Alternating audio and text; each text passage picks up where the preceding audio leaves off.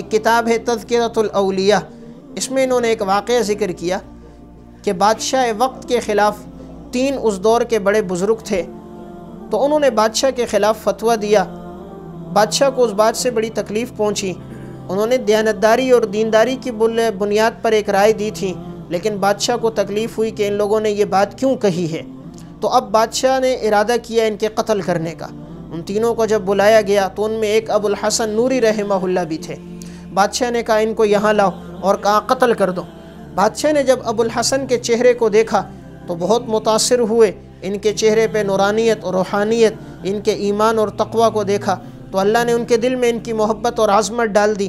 اب بادشاہ کا ارادہ بدلا کہ ان 2 کو قتل کروا دیتا ہوں اور ابو الحسن کو چھوڑ دیتا ہوں۔ تو بادشاہ نے کہا ان کو قتل کرو۔ اب جیسے اس جگہ پر بلایا تو ابو الحسن فوراً آگے آ گئے۔ تو بادشاہ چاہتے تھے ابو الحسن قتل نہ ہو، یہ 2 آدمی قتل ہو جائیں، تو اس نے کہا ان کو اس جگہ پہ قتل کرو۔ دوسری جگہ پر بلایا قتل کرنے کے ارادے کے لیے، جیسے ہی دوسری جگہ پر پھر ابو الحسن سامنے آ گئے تو بادشاہ نے کہا ان کو تیسری جگہ پہ لاؤ، پھر قتل کرنے لگے، پھر ابو الحسن سامنے آ گئے۔ تو بادشاہ نے ابو الحسن کو بلایا کہ میں تو تمہیں چھوڑنا چاہتا ہوں، لیکن تم ہر دفعہ آگے خود بڑھ جاتے ہو، ایسا کیوں کرتے ہو؟ تو انہوں نے کہا دین ہمیں ایثار کا حکم دیتا ہے، تو میں یہ چاہتا ہوں آپ نے میرے ساتھیوں کو تو قتل کرنا ہے کہ جتنی دیر میں آپ مجھے قتل کرو گے میرے ساتھیوں کو اتنی دیر راحت مل جائے گی، آرام مل جائے گا، تو میری وجہ سے ان کو جو سکون ملے گا اتنی دیر تک یہ قتل نہیں ہوں گے، تو میں اس لیے چاہتا ہوں خود پہلے قتل ہو جاؤں، اتنی دیر تو میں کم از کم ان کو راحت اور سکون پہنچاؤں۔ بادشاہ اس سے بڑے متاثر ہوئے اور اس نے تینوں کو چھوڑ دیا۔ تو دیکھیے اسلاف میں ایثار کا کیسا جذبہ تھا کہ آخری وقت ہے، معلوم ہے کہ اب یہ ہمیں قتل کر دے گا، لیکن پھر بھی قتل کے لیے آگے بڑھ رہے ہیں کہ اتنی دیر دوسرے کو زندگی مل جائے، اگر قتل ہونا ہے میں بھلے قتل ہو جاؤں لیکن دوسرے ساتھیوں کو اتنا وقت مل جائے، اتنے وقت میں انہیں سکون اور راحت ملے۔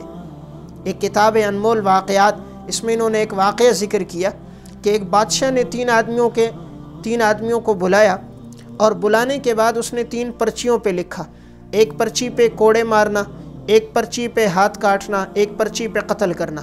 تو بادشاہ نے ان پرچیوں کو لیا اور کہا جس کے حصے میں جو پرچی آئے گی اس کو وہ سزا دیں گے، اور وہ پرچیاں یوں تینوں پھینکی۔